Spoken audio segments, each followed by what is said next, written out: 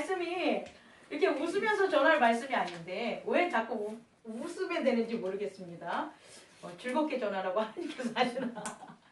정말 고민을 했어요. 제 눈이 좀 퀭하지 않습니까? 거의 한 2-3시간도 못 잤는데 답을 못 찾았어요. 답을 못 찾았다 그러면 또 실망할 것 같으니까 온전한 답에 여러분에게 온전하게 드리지 못할 것 같아요.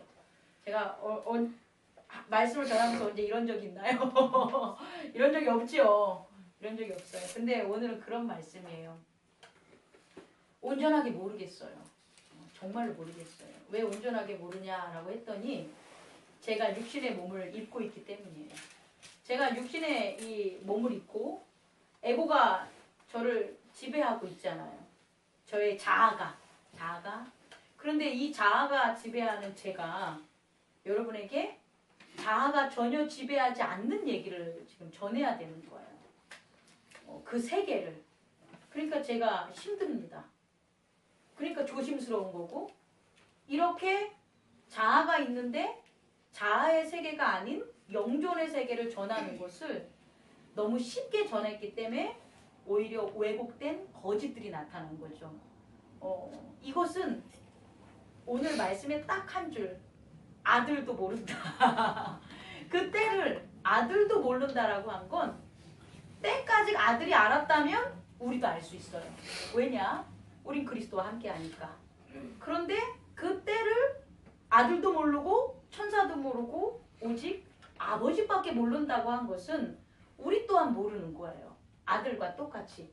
그와 같이 엄청나고 그레이트한 말씀입니다. 그래서 혹연 이 말씀이 우리도 듣고 또 동영상으로 되면 여러 사람도 들어서 오해가 되지 않았으면 좋겠어요. 왜냐하면 제가 서두에 얘기했지만 전하는 사람이 지식이 있냐 지식이 없냐로 전할 수 있는 내용이 아니에요. 이 내용은. 그리고 착한 행동을 한 사람만 잘 전하고 착한 행동을 안 한 사람은 못 전한다 이 얘기도 아니에요. 그렇기 때문에 오해가 있을 수도 있고 오해가 있다는 것은 온전함을 모르기 때문에 0.0000%라도 뭐라고요? 잘못된 것, 알지 못한 게 있을 수 있는 그런 내용들이라는 거예요. 그런데 중요한 것은 그럼에도 불구하고 예수님께서 이 말씀을 전했다는 거예요. 신기하죠? 예수님은 전지전능하신 분이잖아요. 전지전능하신 분이 전지전능함을 전하고 전지전능한 모습으로 오셨어요. 그렇기 때문에 예수님은 기적과 표사와 이 땅의 구원이라는 살베이션이라는 복음을 전했다는 거예요. 그런데 그 예수님이 남겨놓은 0.0000000000의 그 부분이 있어요. 그게 바로 때예요, 때. 근데 이 때가 얼마나 중요하냐면 구원이 10%라면 그 때라는 심판은 90%예요. 좀 이해가 안 가죠. 이렇게 하면 돼요. 수능이라는 하나의 대입을 보기 위해서 아이들이 공부를 언제부터 한다고 보면 되냐면 초등학교부터 한다고 보면 돼요. 수능이라는 한 때를 위해서 어느 대학 위해서 어디 유학을 위해서 어떤 부모님들과 어떤 아이들은 초등학교부터 어떻게 하는 거예요? 계속 공부를 하는 거예요.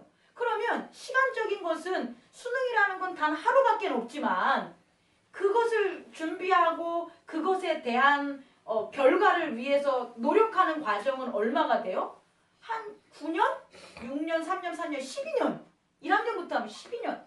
12년 동안 1시간을 하는 거와 이렇게 비교할 정도로 우리가 알지 못하는 인간의 에고가 알지 못하는 0.0000000000 지구 끝까지 가는 그 숫자 혹은 예수님이 말씀하신 바로 그때 나는 몰라 오직 아버지만 알고 있는 그때가 그만큼 중요하다는 거예요.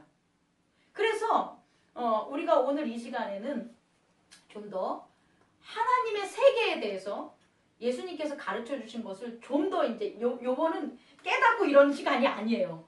아는 시간을 가져야 돼요. 아는 시간을. 왜냐면 정확한 그 마지막 때를 제가 안전하니까 어떤 거냐면 예수님이 이 땅에 오신 것은 우리가 잘 알듯이 왜 오셨을까요? 우리를 구원하려고 하는 거예요. 우리를 꼬르륵 소리가 나서 그렇지. 나도 지금 났어. 꼬르륵 소리가. 우리를 구원하러 오는데 구원이라는 걸 잘 생각해 보세요. 우리가 구원을 예수님과 나만 생각했어요. 그동안. 예수님과 나. 왜냐하면 예수님이 죄에서 나를 구원했다 그랬기 때문이에요. 죄에서 나를. 그래서 예수님이 죄에서 나를 구원하니까 우리가 예수 그리스도를 믿으면 우리가 어떻게 된다? 죄가 씻겨진다. 여기까지 우리는 잘 배웠잖아요. 근데 이게 다가 아니라는 거예요. 자, 잘 보세요. 어떤 사람이 물에 빠졌어요. 수영을 못하는 사람이 물에 빠졌어요. 그러면 수영을 못하는 사람이 물에 빠지면 수영을 잘하는 사람이 가서 어떻게 해주는 거예요? 건져주는 거잖아요. 그러면 수영을 잘한 사람은 뭐가 되는 거예요? 구원자가 되는 거고, 수영에서 물에 빠진 사람은 뭐가 되는 거예요? 구원받은 자가 되겠죠. 요것만 이해하면 안 된다는 거예요. 뭐냐? 물이라는 걸 이해해야 되는 거예요. 물. 다시 말해서 이 물이라는 게 빠져도 안 죽어. 물에 빠져도 안 죽는 거야 그냥. 그러면 구원한 자가 올 이유가 있어요? 없어요? 없죠. 물에 빠져도 안 죽는데 뭐하러 수영 잘 치는 사람이 찾아오겠어요. 그래서 중요한 건 뭐냐면 물이라는 세계가 있고, 물이라는 세계는 무엇을 주냐? 수영을 못하는 사람을 뭐 한다는 거예요? 죽인다는 거예요. 이해하셨습니까? 다시 말해 예수님께서 우리에게 오신 것은 우리를 구원한 게 맞아요. 근데 구원한 거에서 멈추면 안 되고 무엇에서 구원했냐는 거예요. 그렇죠. 죄 이렇게만 생각한다는 거죠. 근데 그게 아니라는 거예요. 그거보다 아니라는 거보다 아니라는 말하면 안 되고 지금 중요해. 내 말 한마디 한마디가 되게 중요하니까 구원하러 온다는 게 아닌 게 아니라 그 구원은 일부고 그 구원 너머에 있는 큰 세계가 있다라는 거예요. 이걸 어떻게 얘기해? 천지가 창조된 거와 맞먹는 것처럼 그렇게 천지가 창조된 큰 일이 벌어진 것처럼 큰 일이 있다라는 거예요. 그 큰 일이 뭐냐? 심판이라는 거예요. 자, 제가 어제 인터넷을 잠깐 이렇게 봤어요. 오늘 내용이 너무 어려운 내용이기 때문에 여러분들은 저를 믿기 때문에 그죠? 저를 믿기 때문에 제가 말씀 선포하는 거에 대해서 의심을 안 하잖아요. 근데 지금 우리가 다루는 이 내용이 수천 년 동안 피 튀기며 싸운 내용들이에요. 뭐가? 이렇게 교회가 나눠지게 된 이유들, 이단이 생긴 이유들, 그 이단이 생기고 교회가 나눠지고 네가 맞니 내가 맞니 하며 싸웠던 그 모든 그 원인이 바로 이 말씀이에요. 이 말씀만 없으면 아무 문제 없어요. 근데 이 말씀 때문에 그래요. 근데 더 중요한 건 뭐냐면 이 말씀에 대해서 우리가 확실히 깨닫지 못하면 변할 수가 없어요. 그러니까 되게 중요한 거예요. 되게 중요하기 때문에 거짓이 않다는 거예요. 목사님 빨리빨리 얘기해 주세요. 막 이럴 수 있지만 인터넷을 보니까 이런 게 있어요. 한 기사 이 구원론에 대한 걸 얘기하면서 뭐라고 나오냐면 뒤에 요한계시록과 연결이 되면 예수님이 재림한 지금 인자가 오시는 게 재림이거든요. 그러니까 재림의 시점과 천년왕국이라는 게 있어요. 그래서 천년왕국이 시점을 둬서 재림 전에 천년왕국이 있다. 전천년선. 재림 후에 천년왕국이 있다. 후천년선. 세대주의적 천년설. 그리고 뭐 두 개를 병행하는 천년설. 무천년설. 벌써 나온 것만 대여섯 가지의 신학적 교리들이 여기 다 들어가 있는 거예요. 그런데 그런 걸 제가 언급하지 않을게요. 왜냐?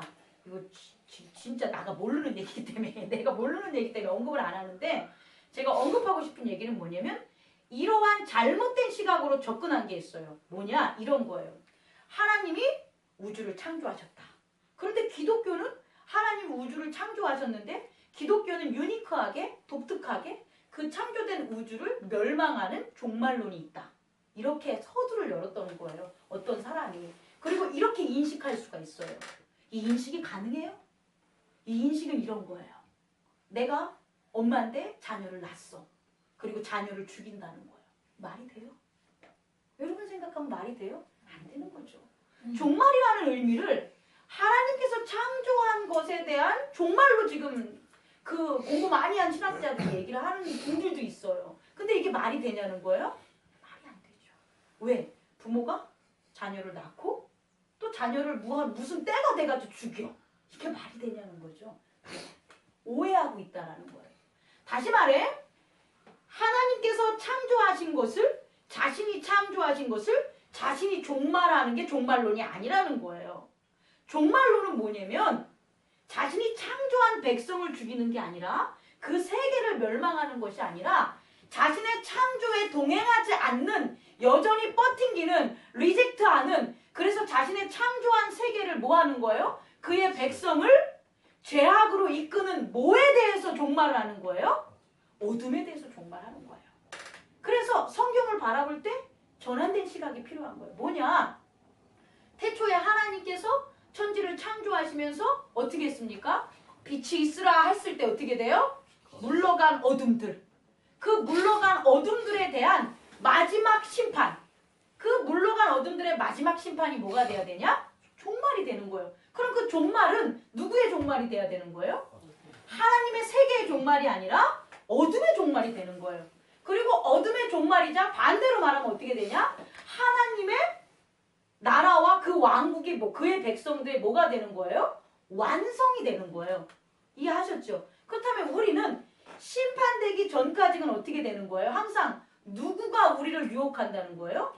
어둠이 되는 거예요. 자, 이걸 얘기하는 거예요. 예수님께서 이 땅에 오신 이유는 구원하기 위해서 오셨는데 우리를 무엇으로부터 구원하냐라는 거예요. 심판으로부터 구원하기 위해서 오신 거예요. 우리의 죄 때문에 심판을 하는 우리 개인적인 그 죄의 영역이 아니라 죄의 근원, 악의 근원, 그 어둠이 존재하는 한 그의 백성들은 뭘 당한다는 거예요? 그 어둠의 유혹을 당한다는 거예요. 그래서 그 어둠의 유혹을 당하는 그 어둠이 그냥 그대로 계속 존재하면 예수님 오지 않아도 돼요. 선지자들처럼 해도 돼요. 그냥 이렇게 살아. 어떻게? 죄에 거하지 않는 방법. 그것만 가르쳐주면 되잖아요. 그럼 이 땅에 살면서도 죄에 안 거하겠습니다. 살면 되는데 중요한 건 하나님이 어느 시점인지 모르는데 하나님이 계획하고 있는 게 있다라는 거예요. 그게 뭐냐? 어둠에 대한 심판이라는 거예요. 그렇다면 하나님이 어둠에 대해 심판을 하면 어둠에 거한 누구도, 나도, 혹은 내 형제도, 혹은 내 이웃도 뭐가 당하는 거예요? 심판당한다는 거예요. 이해하셨죠? 그래서 이 심판에 대해서 알리는 거예요. 자, 이 심판은 뒤로 가면 심판이라는 얘기를 하지만 실제적으로 예수님이 오시는 앞부분에서 나와요. 그게 뭐냐? 하나님의 나라가 도래했다. 회개하라, 천국이 가까이 왔다. 이 말은 뭐냐면 회개를 니네가 안 하면, 회개를 안 한다는 건 뭐예요? 죄의 세계에 거한다는 거예요. 회개를 안 하면, 죄의 세계에 거하면 천국이 오고 있고 도래하는데 천국이 짠 도래했을 때 회개하지 않는 사람들은 어떻게 된다는 거예요? 죽죠. 두 개가 병행할 수 없다니까요. 하나님의 나라와 어둠의 나라가 공존할 수 없다고요. 하나님의 나라가 우리 안의 시간으로 들어오시면, 그리스도의 시간 안에 하나님의 세계가 이루어지면 어둠은 없어지는 거예요. 그러면 어둠이 없어지면서 어떻게 되는 거예요? 어둠에 거한 죄인들도 어떻게 되는 거예요? 없어져요. 그러니 예수님은 왜 오셨겠어요? 그 죄인들을 뭐 하려고? 빨리빨리 사해줘야 되는 거잖아요. 빨리빨리 죄인들을 사해주고 죄책감에서 벗어나게 해주고 그 죄에서 돌이키게 해줘야지. 그 죄인들이 누구를 바라봐요? 하나님을 바라보는 거죠. 그래야만, 하나님을 바라보고 그리스도 안에 있어야만 심판의 때가 왔을 때 뭘 받을 수가 있어요? 구원받을 수 있다는 거예요. 이게 바로 오늘의 핵심이에요. 오늘의 핵심은 여기 있어요. 따라서 우리는 구원과 심판에 대한 보다 심층적인 의미를 이해해 줘야 돼요. 구원은 뭐냐면 심판 당하지 않기 위해서 변화시켜야 될 일이기 때문에 오신 게 구원이에요. 따라서 우리는 지금 우리가 예수 그리스도를 영접해도 지금 구원은 받은 게 맞지만 그 구원이 심판 때가 없다라는 거, 심판을 막거나 심판의 일이 안 일어난다는 게 아닌 거예요. 그래서 구원받은 자는 단순히 구원만 받아서 끝나는 게 아니라 구원받음으로 해야 될 일이 생기는 거예요. 이게 축복이에요. 왜 축복이냐면 구원의 그 시간이 없다면 바로 심판이 오는 거잖아요. 여러분, 우리 모두가 다 예수 그리스도를 영접할 때가 틀리잖아요. 그죠? 그런데 나는 영접을 했어. 그 때가 바로 심판이야. 그럼 어떻게 돼요? 내 가족은 죽잖아요. 이해하십니까? 만약에 예수 그리스도가 구원자로 오지 않으시고 인자의 모습으로 심판자로 오신다면 기회가 없다라는 거예요. 뭐에? 구원의 기회. 그러면 예수님께서 우리에게 구원의 시간을 주신 것은 뭐냐면 우리 또한 뭐 할 시간을 주는 거예요? 구원자로서 거듭날 시간을 주는 거예요. 그래서 은혜인 거예요. 그래서 축복인 거예요. 오늘 말씀 이해하셨습니까? 자, 이제 이런 말씀에 대한 대략적인 대전제를 우리가 이해하고, 그런데 이제 우리 에고의 모습으로 돌아오면 우리의 자아와 우리가 살고 있는 이 물질주의에서 이제 우리가 그 시각으로 바라보면 이게 이해가 안 간다는 거야. 그렇지 않겠습니까? 아니, 심판이 악을 물리치고 다 진짜 어떻게 형용할 수가 없어요. 난 경험을 안 해봤기 때문에 그 끔찍한 걸 경험을 안 해봤어요. 우리 인간들은. 그래서 그걸 비유하니까 용광로에 비유한 거예요. 아니, 가장 끔찍한 그런 벌이 뭘까? 그런 상태가 뭘까? 인간들이 이 지각의 인간들이 경험을 해봤는데 용광로라는 거예요. 용암 속에 지푸라기를 떨어뜨리면 흔적이 없어. 지푸라기뿐만 아니라 쇠구슬을 떨어뜨려도 흔적이 없어. 그러면 이 세상에서 가장 무서운 건 생명을 갖다 파괴하는 건 뭐다? 용암이다. 그래서 심판은 가지고 뭐와 같을 것 같다? 용광로 속에 들어가는 세계 전체, 이 지구라는 것, 혹은 우주라는 것, 우리가 살아가는 이 사회라는 그런 것들이 어디에 들어가는 것, 용광로 속에 쏙 들어가는 게 뭐다? 심판일 거다라고 추측하고 비유한 거죠. 그래서 전한 거예요. 심판의 모습만. 그런데 과학이 발달하고 기술이 발달하다 보니까 용광로를 잘 쓰면 안 빠질 수도 있는데 이해 가요? 옛날에 고대인들에게 있어서 화산 폭발을 처음 경험한 사람에 있어서는 화산 폭발을 경험한 사람은 대재앙이니까 무서워했을 거 아니에요. 그죠? 그게 재앙이라고 생각하니까 옆에 주술사가 너 이렇게 하면 저 화산이 널 삼켜먹어. 그러면 그 말을 잘 들었겠어요? 안 들었겠어요? 엄청 잘 들었겠죠? 그런데 인간이 점점 기술과 과학이 발달하다 보니까 이제는 화산이 뽀끔뽀끔 10번만 하면 터질 거야. 아니면 20번 하면 얘가 톡 화산재가 나올 거야. 이런 것들을 관찰하게 된 거예요. 그러니까 야, 너 똑바로 안 살면 화산이 너를 먹어버릴 거야. 라는 이 얘기를 믿겠어요? 안 믿겠어요? 이렇게 됐다고요. 이해 가셨죠? 이렇게 된 거예요. 심판이 원래 초대 신앙들에게 있어서는 엄청난 영향을 미쳤단 말이에요. 이 심판 때문에 사실상 예수 그리스도가 곧 온다는 그 말씀 때문에 초대교회가 어떻게 되냐? 엄청난 파급력과 함께 그리스도가 온 세계에 전해지게 된 거예요. 그런데 해가 가는 거야. 어떻게 해가 갔을까요? 우선 여기부터 이제 들어가면 해가 가는 것부터 해주겠다.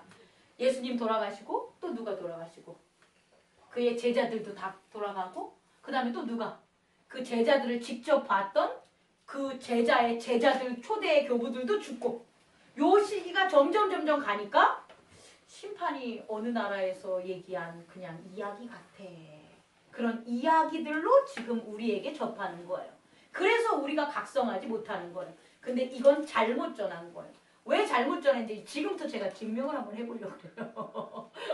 제가 증명을 해보려고 그래요. 자, 오늘 말씀을 보면 예수께서 성전에 나와서 가실 때에 제자들이 성전 건물을 가리켜 보이려고 나오니 이게 영어와 조금 틀린데 뭐냐면 요 해석대로 한다면 이렇게 하는 게 맞을 것 같아요. 예수께서 성전에서 나와서 가실 때에 제자들이 성전 건물들을 그에게 가리켜 보이려고 나아오니. 그러니까 그 성전 건물에 대해서 예수님 이 건물이 참 좋지 않습니까?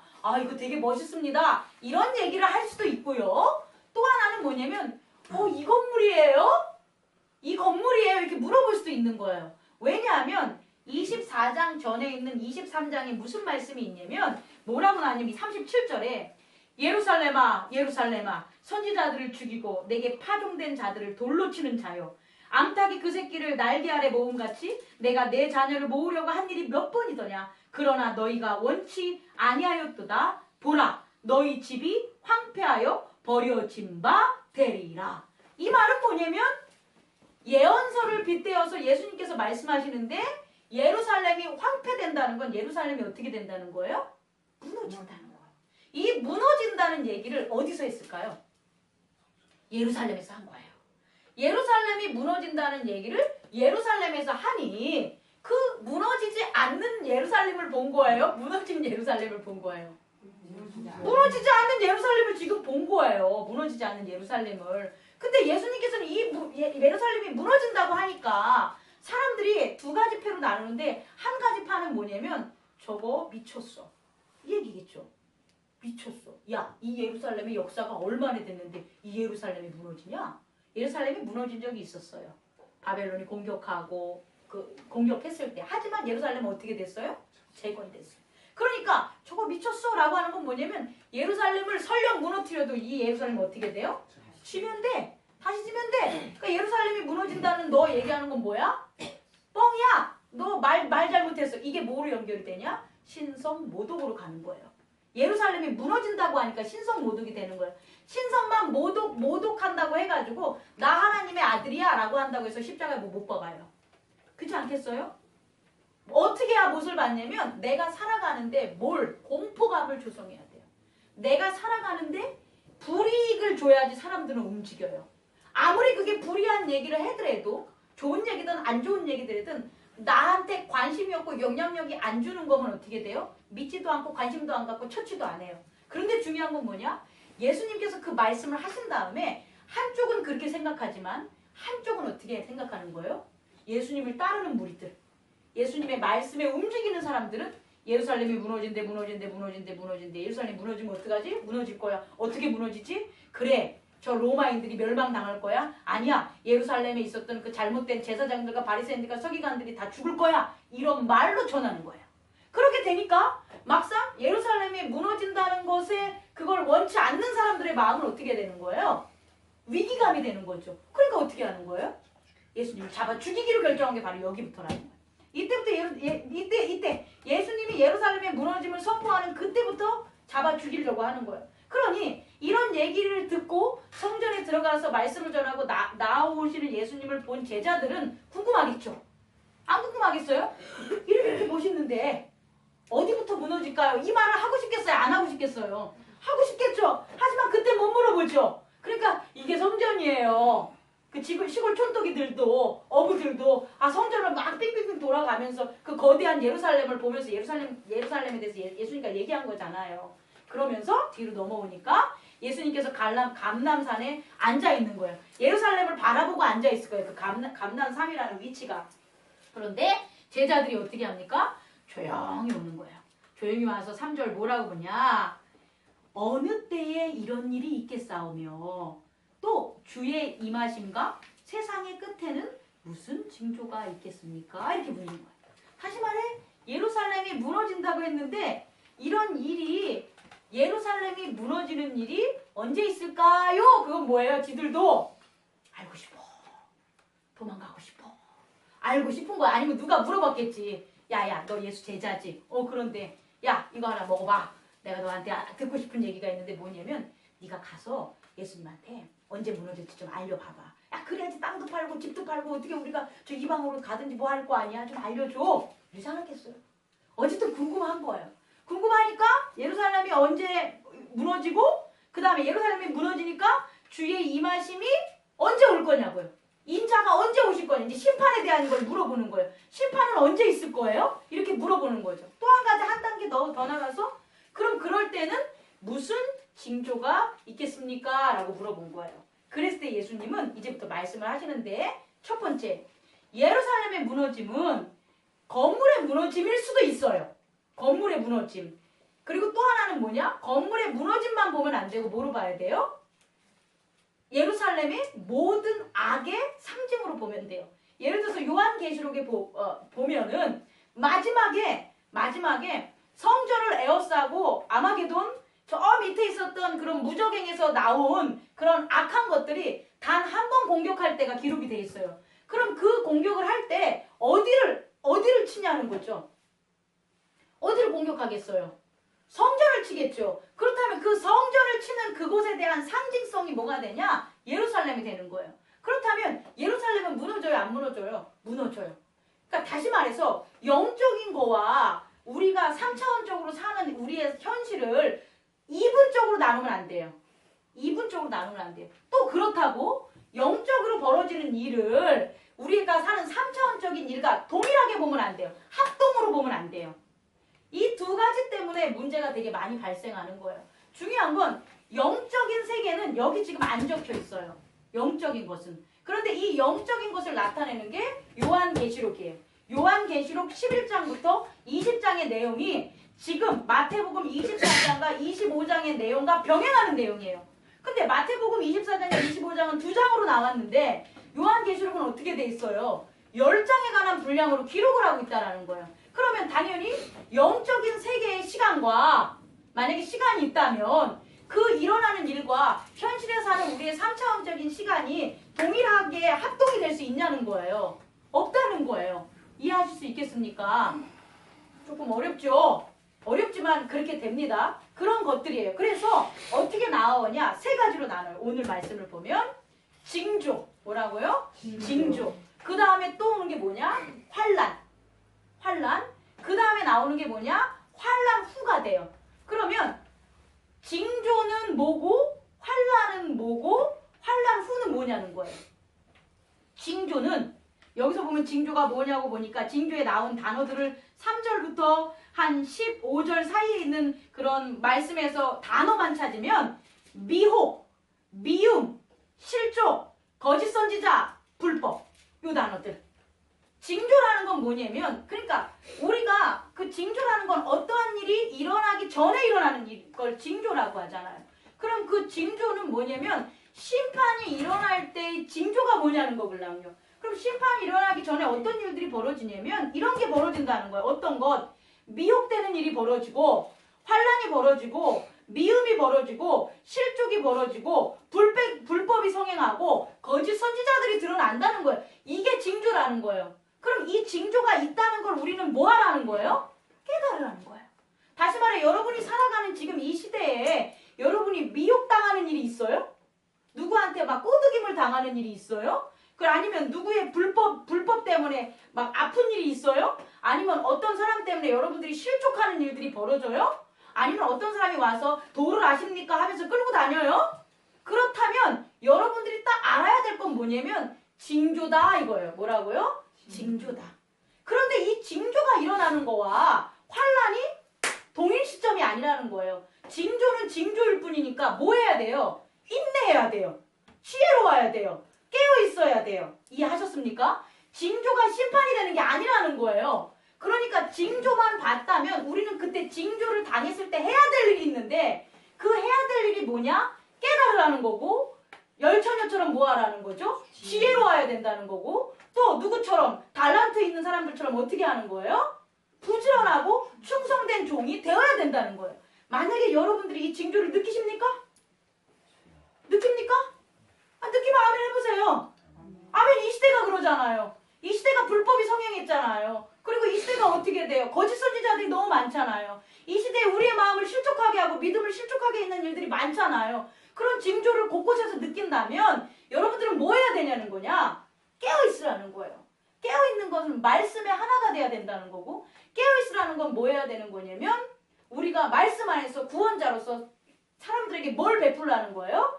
사랑을 베풀라는 거예요. 그리고 깨어있으라는 것뿐만 아니라 뭐라고 나오냐? 달란트 비유에 보면 착하고 충성된 종이 되라 그래. 그럼 우리가 지금 있는 이 징조를 안다면 우리는 징조 때문에 막 어수라는 게 아니라 어떻게 돼요? 더욱더 착하고 충성된 종이 돼서 맡은 바 우리가 있을 땐 이 교회와 우리의 가정과 우리의 이웃들을 위해서 흔들리지 않게 뭐 해야 돼 있어야 되는 거예요? 서 있어라! 이걸 가르치는 거예요. 이해하셨습니까? 이거 같아요. 지금 저는 여기를 봐요. 근데 징조만 있는 게 아니라 앞으로 일어난 일까지 보면 뭐가 오냐? 환란이 와요. 환란이 오는데 환란은 징조와 틀려요. 환란은 지금까지 너희들이 뭐 한 거냐? 경험하지 못한 거예요. 여기서 21절에 보면 이는 그때엔 환란이 있으리라. 창세부터 지금까지 이런 환란이 없고 후에도 없으리라. 이 환란이 일어나는데 어떻게 된다고요? 전에도 없었고 앞으로도 없을 만큼의 큰 환란이라는 거예요. 근데 이런 환란이 왜 일어나냐라고 봤더니 15절 너희가 선지자 다니엘에 말한 바 멸망에 가증한 것이 거룩한 곳에 선 것을 보거든. 다시 말해서 예루살렘이 원래 하나님의 거룩함이 있어줘야 될 곳인데 그 예루살렘이 거룩함이 있는 게 아니라 뭐가 한 거예요? 멸망에 가증한 것. 아, 영어로 보면 있잖아요. 아, 이거 발음이 잘 안 되는데. abomination, abomination, abomination. abomination이 뭐냐면 이게 멸망이에요, 멸망. 아니다. 이게 가증한 거예요, 가증. 가증을 abomination인데 이 abomination은 뭐냐면 that caused, 원인이 되는 거예요. 뭐가 원인이 되냐? desolation. 뭐가 되는 거죠? desolation은 멸망이 되는. 그러니까 그 가증함이라는 게 뭐냐면 멸망이 되는 걸 가증하다라고 하는 거예요. 이해하시겠습니까? 멸망을 이끄는 것이 가증함이 되는 거예요. 그 멸망으로 갈 수밖에 없는 그 멸망을 야기하는 가증함이 그냥 지 가증함에 서 있으면 되는데 어디에 서 있는 거냐? 거룩한 곳에 서 있는 거예요. 좀 힘듭니다. 좀 쉴게요. 좀 쉬면 오늘날 우리 대한민국 현실과 같아요. 어느 전영옥이라는 그 전 국회의원이 이런 얘기를 했어요. 그분이 딱 당 대표까지만 했으면 좋았을 거다.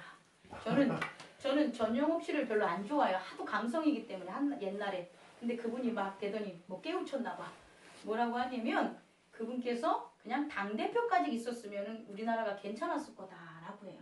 그러니까 멸망의 그 가증한 게 그냥 지들끼리 있으면 돼. 저쪽 사망이나 이런 곳에서 혼자.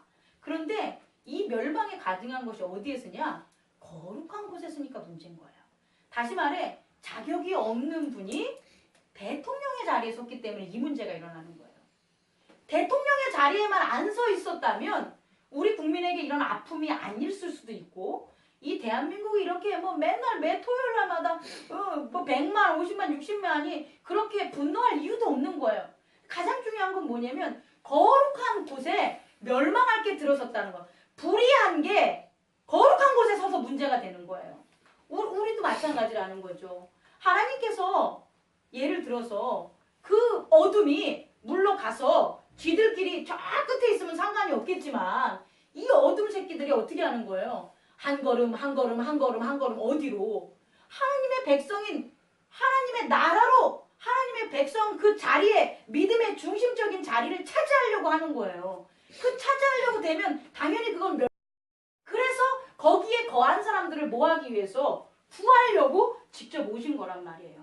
그래서 아까 증거만 보였을 때는 어떻게 해야 되냐? 우리가 착하고 충성된 종으로 살라 그랬잖아요. 그런데 환란이 있을 때 틀려요.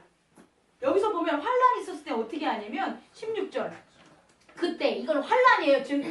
이건 증조가 아니라 환란이 있을 그때에 유대에 있는 자들은 어디로 가요? 산으로 가고 지붕 위에 있는 자들은 집에 들어가지 말고 밭에 있는 자들은 뒤돌아보지 말고 오히려 애베고 젖먹이는 자들에게는 더 큰 일이 벌어지고 힘든 일이 벌어질 거고 또 안식날 이런 일이 벌어지지 않으라고 뭐하라?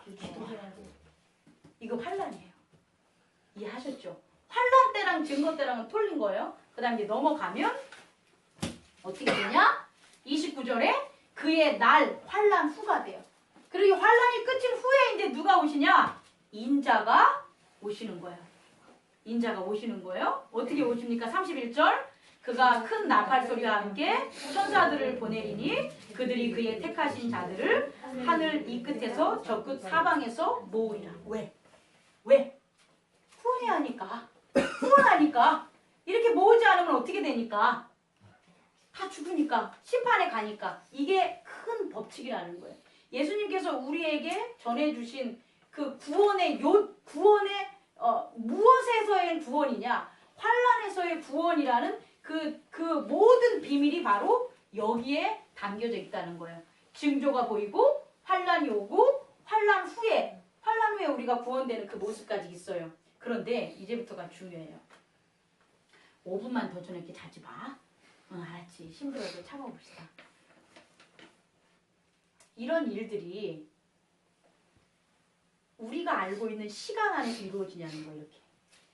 제가 여러분들에게 얘기하고 싶은 건 그동안 많은 사람들이 징조, 환란, 환란 후 이걸 우리가 아는 과거, 현재, 미래로 이렇게 본 거예요.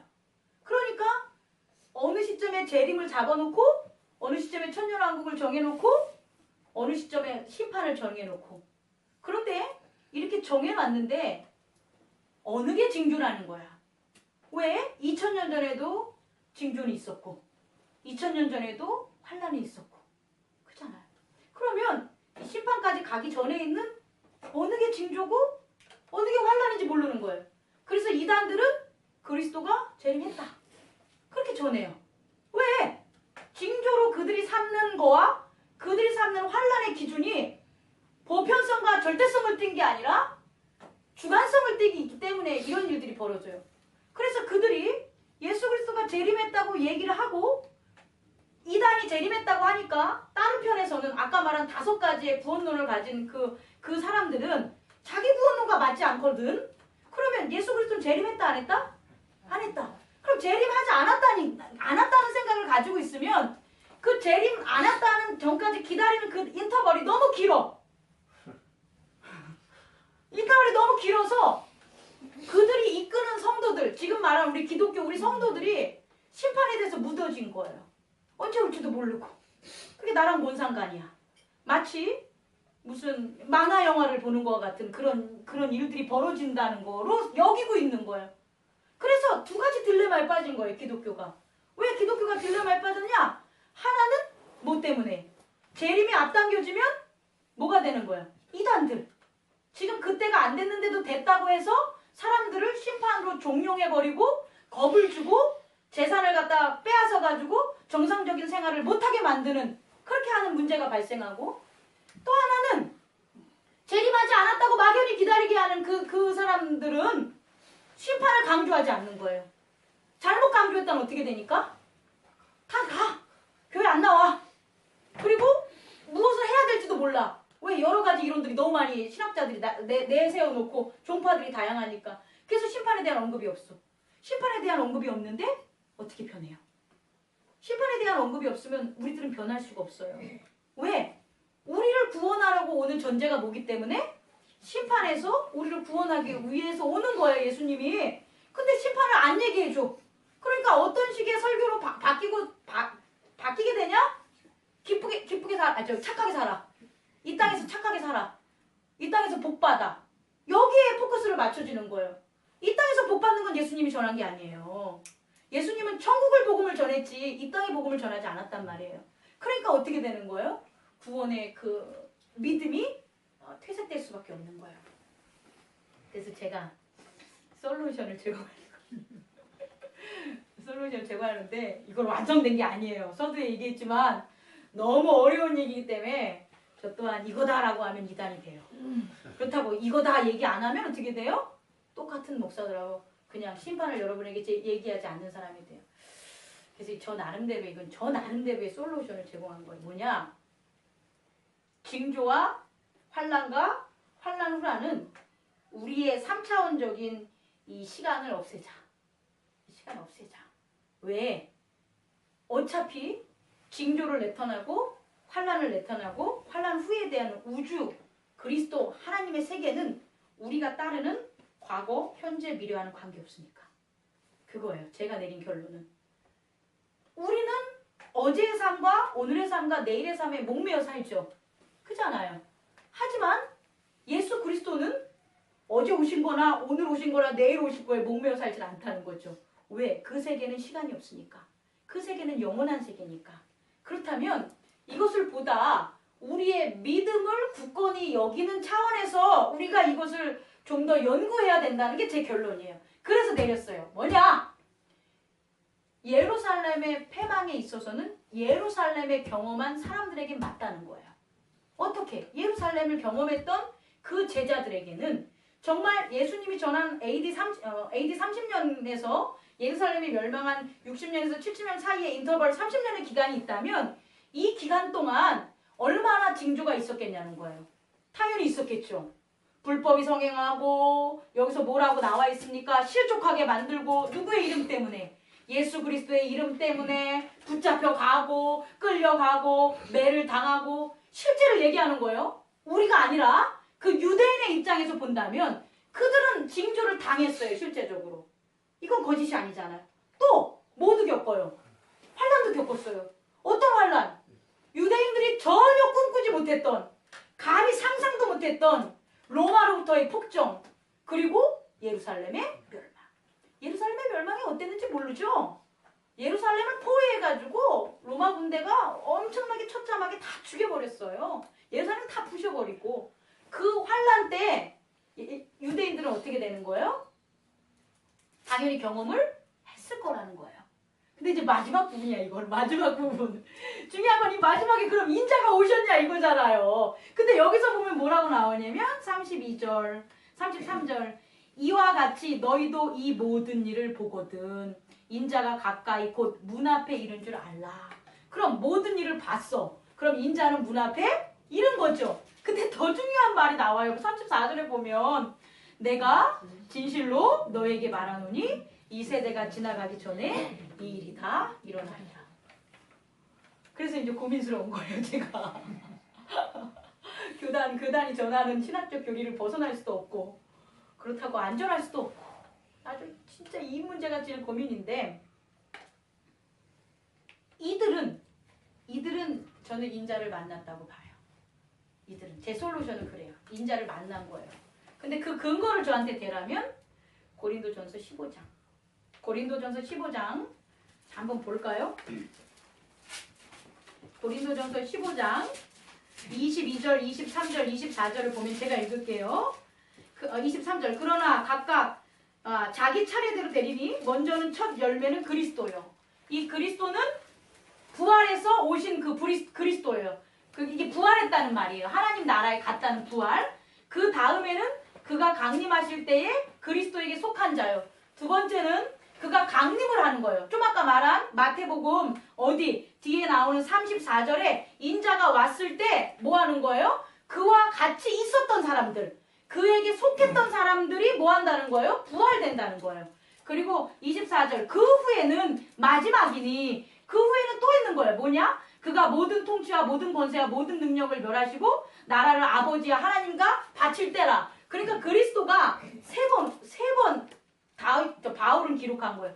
첫 번째 부활은 그 성도들은 언제냐? 예수님께서 부활하시고 그 이전 세대에 있었던 성도들을 데리고 부활을 하고, 두 번째는 뭐냐면 그리스도가 오실 때인데 그 오실 때는 누구냐? 그리스도를 믿는 사람들은 어떻게 된다는 거예요? 간다는 거예요. 이런 걸 갖다가 신학자들은 휴거라는 말을 들어서 얘기를 해요. 휴거라는. 근데 휴거라는 말이 성경에 기록이 안 됐기 때문에 그것도 좀 위험한 말이고, 제가 전하고 싶은 거는 바울의 기록을 한다면 그리스도를 믿는 사람들은 그리스도가 오실 때 어떻게 간다는 거예요. 부활의 몸으로 간다는 거예요. 그게 우리 지금 될 수도 있고 예루살렘 이때도 될 수도 있고 또 어느 미래도 될 수가 있는데, 그 미래는 어디 전까지냐? 마지막 때 전. 세 번 오니까 마지막은 언제다?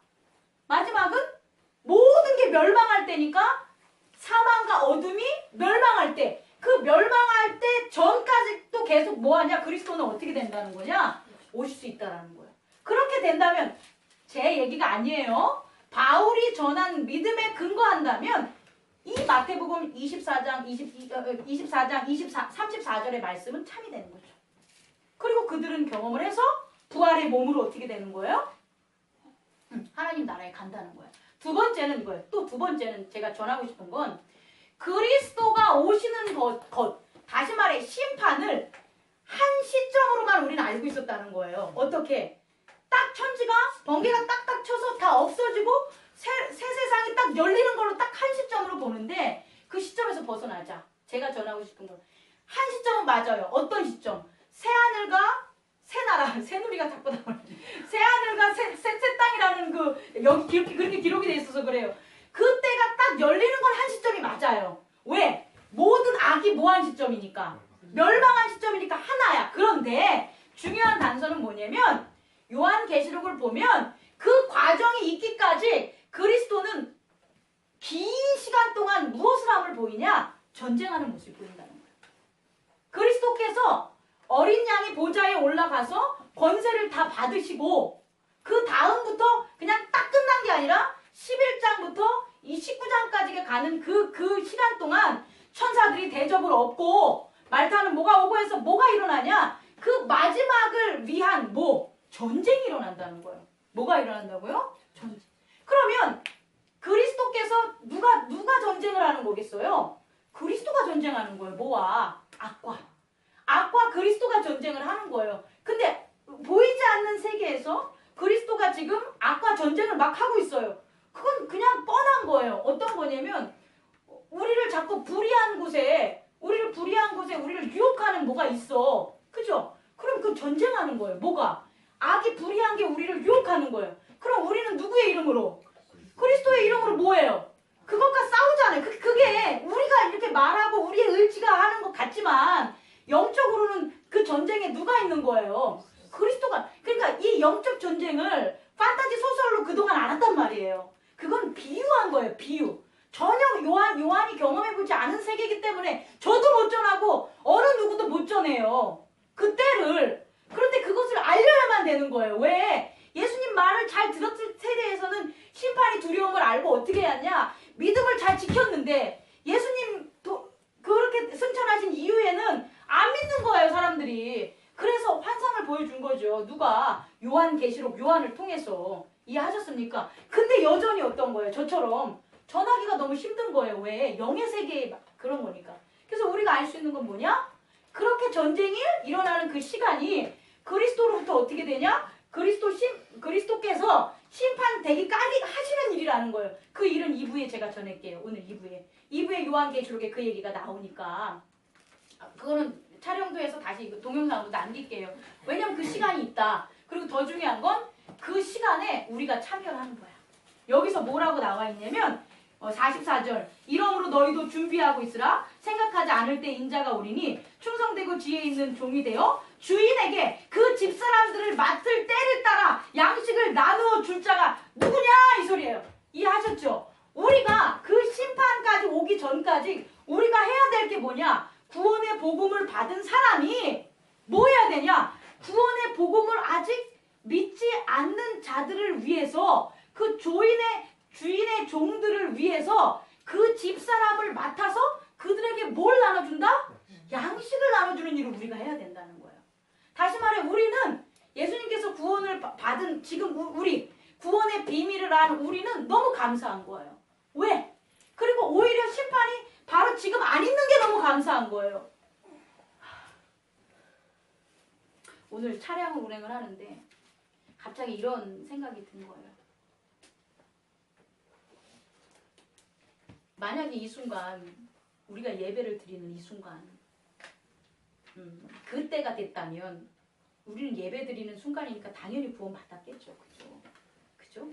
근데 그렇지 않는 자 지금 오늘 믿음에 서지 않는 자 끝이잖아요. 이 마음이 예수 그리스도의 마음일 거예요. 이 마음이. 다시 말해 우리가 해야 될 일이 있어요. 뭐냐? 우리가 해야 될 일은 예수 그리스도의 믿음 안에 우리가 바르게 서서 착하고 충성된 종이 되는 거예요. 지혜로운 종이 되는 거예요. 우리가 착하고 충성되고 지혜로운 종이 돼야지만 지금 예수 그리스도의 구원의 그 심판의 그걸 모르는 그 비밀을 모르는 사람들을 우리가 뭐 할 수 있냐? 양식을 나눠줄 수 있는 거예요. 이게 우리의 3차원적인 삶에서 우리가 하는 거예요. 이런 일들을. 근데 이런 일들을 하는 게 눈에 보이지 않는 영적 세계에서는 뭐하냐? 바로 의인이 돼서 지금 거룩하다 의인이 돼서 천사들이 하는 일들 거기에 영향을 미친다는 거예요. 천사가 저쪽에 가서 대적을 엎어. 저쪽이 멸망이 된다니까요. 기근이 일어나고 환란이 일어나고 전쟁이 일어나요. 대적을 덮으면. 그럼 우리가 여기서 우리가 사랑하는 사람들을 위해서 뭐 하면? 기도를 하면 대접을 들었다가 내려놓자. 그러니까 덮지 않아요. 그게 성경에 나와요. 요한계시록에. 천사가 마지막에 대접을 덮어서 다 쓸어버릴까 이렇게 할 때 잠깐 멈춰 이렇게 해요. 그리고 어린 양의 의로운 자들의 기도 소리. 그 얘기들이 기록이 돼 있어요. 요한계시록에. 그래서 우리가 중요한 거예요. 우리가 중요한 것은 우리가 뭐 할 수 있는 거예요? 구원할 수 있는 거예요. 뭐로? 우리 기도. 그리고 우리 영적으로는 끊임없이 기도하는 사랑을 하고 우리의 몸은 뭐 하는 거예요? 충성되고 지혜롭고 바르게 살아가는 거예요. 그게 바로 우리의 구원하는 거예요. 그걸 위해서 예수님은 십자가 못 박혀 돌아가시고 그 비밀을 우리에게 전하신 거예요. 그게 부족해서 요한을 통해서 요한계시록의 비밀을 또 전한 거예요. 그래서 이 부분은 계속해서 서로 나누고 은혜를 받고 나누는 그런 시간이 됐으면 좋겠어요. 어쨌든 대략적으로 이렇습니다. 이렇고 또 어떤 식으로든 우리의 믿음이 하나님 앞에 예수 그리스도 안에 온전히 거하기 위해서 우리는 접근하고 이 말씀에 대해서 묵상하고 나누어야 될 필요성이 있다라는 것으로 오늘의 말씀을 마치겠습니다. 기도하겠습니다. 거룩하신